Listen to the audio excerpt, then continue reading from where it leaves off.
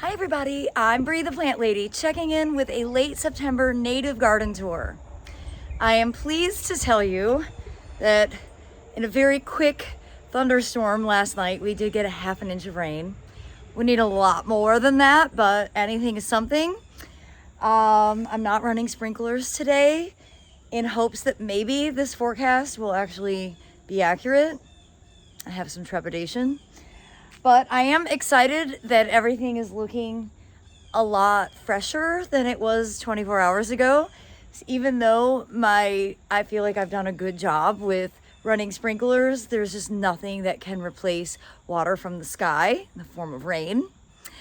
But I've got some big plans that I'm excited to tell you about for some big change ups in these beds, which I think I'm actually going to do tomorrow. And well, the ornamental grasses are starting to bloom, and October is really a lovely time for southeastern native plants. So I think that as the weeks continue, these beds are only going to get more beautiful. But let me go ahead, turn this camera around so you can get an up close view. Well, here at the Pollinator Pocket Bed, this is where the main changes are happening. And my good friends have offered to come over and help me dig the Solidago out tomorrow. And that's what we're gonna do. And my hope is that they will take it home and plant it, and I won't have to try and find a place for it, because I have this same Solidago rugosa planted in the corner of that bed up there near where the sprinkler is. So I don't need to plant this anywhere else. I think by removing that, which is sort of dominating the bed, it's gonna make the bed read as more intentional. And really my aim is to just collect some more salvias and make this a bed that doesn't have a lot of spreading plants in it. More clumpers, more intentional. And I'm also going to start adding veggie mix in here because I built this bed out of all sand. This was the first bed I built. It's 3 years old now. And it is dry as a bone, despite the fact that we had a half an inch of rain last night, like 12 hours ago.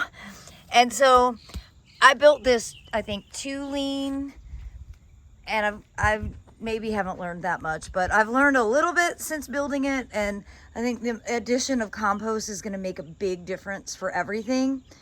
But step one, we'll start tomorrow with getting these Solidago rugosas removed, and I can't wait to post a video showing that progress. Now, these beds have been getting sprinkled every single day for like over an hour, so they are looking artificially very good. And I'm really pleased with how this edge of cool season veggies is looking. Been really keeping up with the BT. Fingers crossed, while I'm gone, the plants will continue to evolve. You can see the white muhly grass is just starting to flower, but next week at this time, it'll be really spectacular.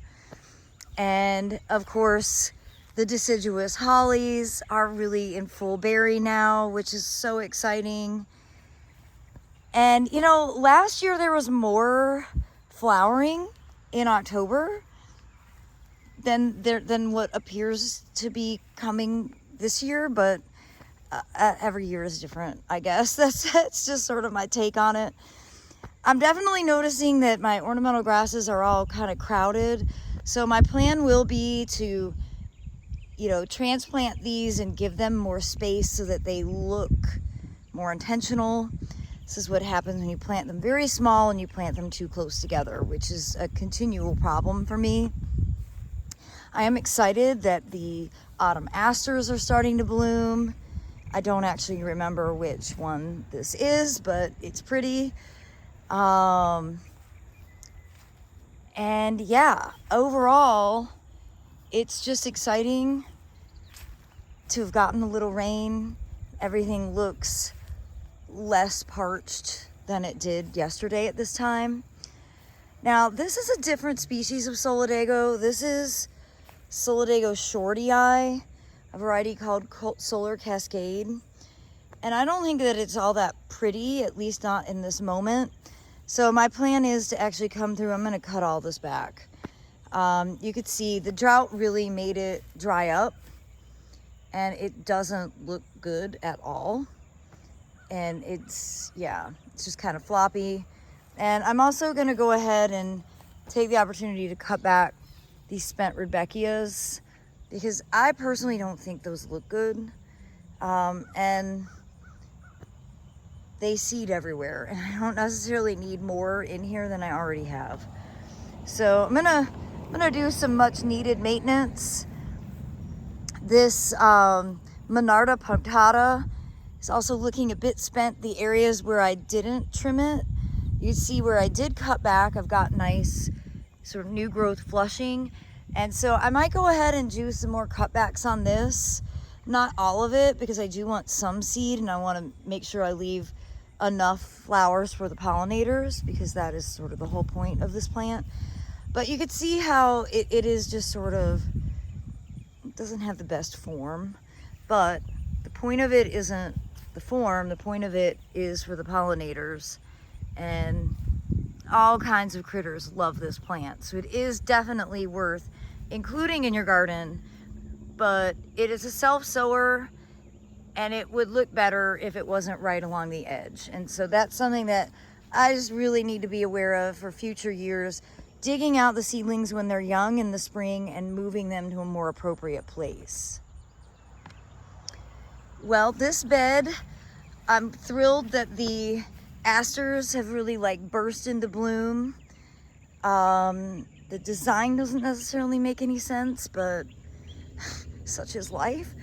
I am really happy to report that the California poppies that Aiden and I sowed are germinating and growing really well.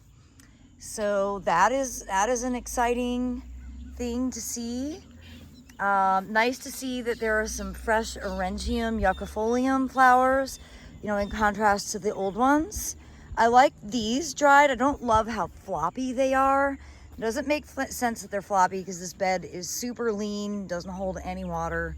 So I don't really understand that habit of it, why they can't stand up straight. But they don't.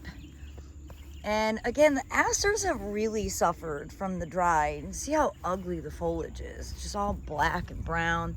But great that they're blooming. So I'll leave these up until they're finished. And that salvia, whose name I have to look up, has definitely seeded itself wherever it wants, and I love it. So really pleased for that. It's not a long bloomer. Wish it would bloom for a longer period of time, but that car sounds terrible. But I do appreciate that it has sort of taken over sections of this bed, and I really like the purple and white combination that seems to be created at this season, especially with all the white cloud Muhlenbergia that will be coming. But again, I could definitely come through and do some cutbacks and some general cleanup.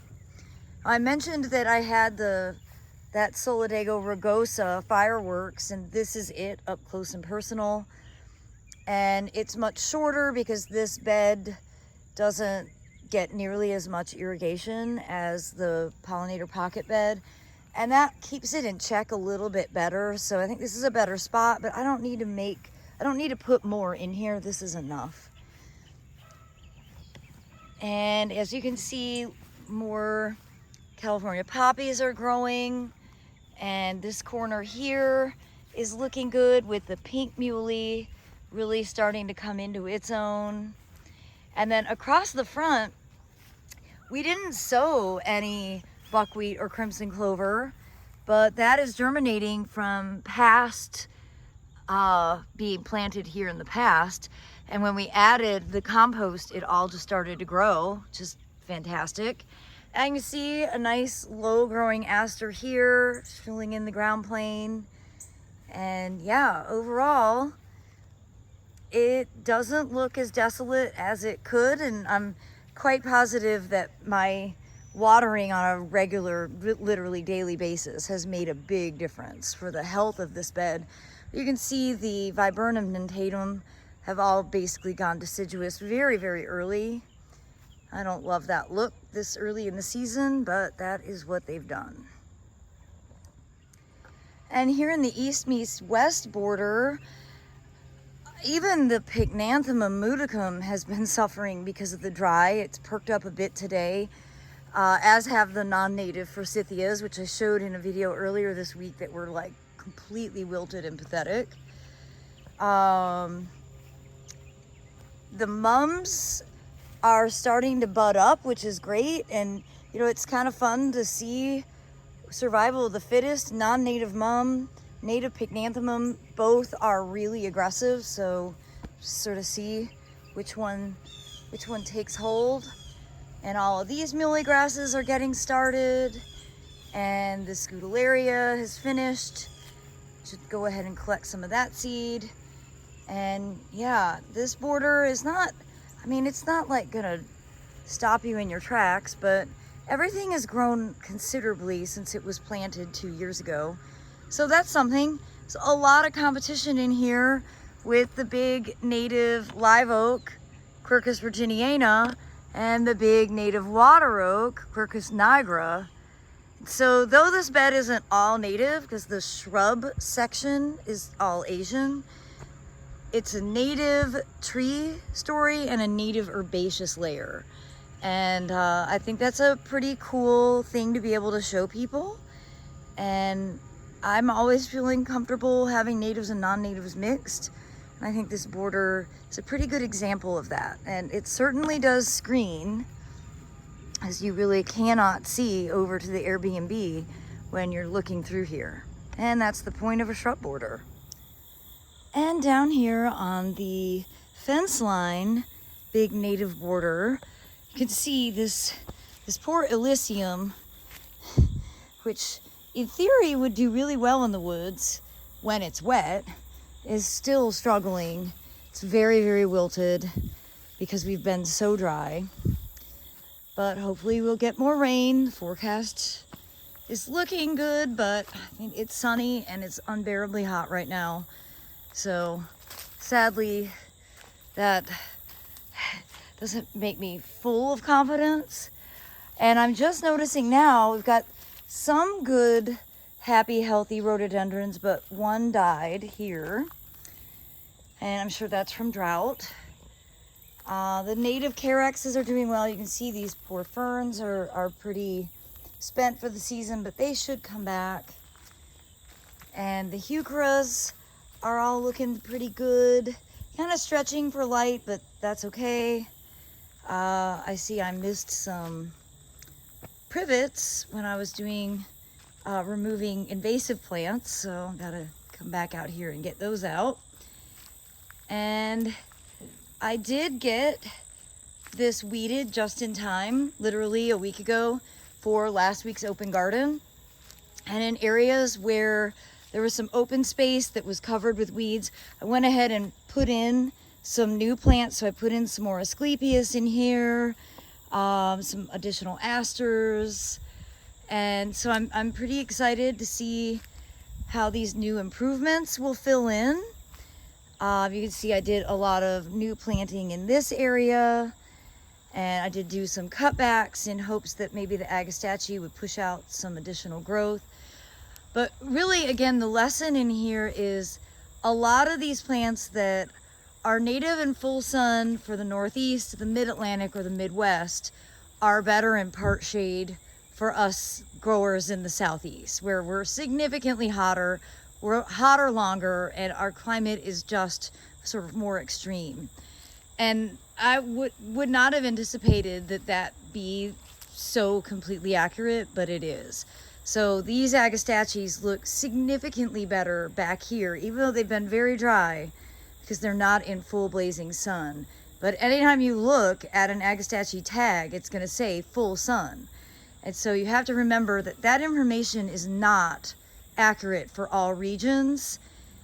And it really frustrates me, this homogenization of plant material, and in particular natives, which are so highly regional, that we continue to make these kind of bad information gets out to the consumer. And then that's what frustrates me most about my role in the communication spectrum of home gardening.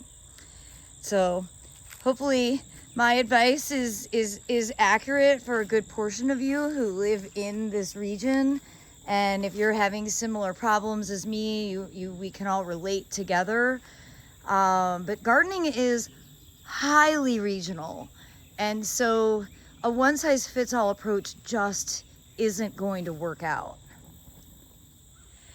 Well, last week I had the opportunity to do this interview, and I think what really came from it was that gardening is a unique experience for every single individual, every single property.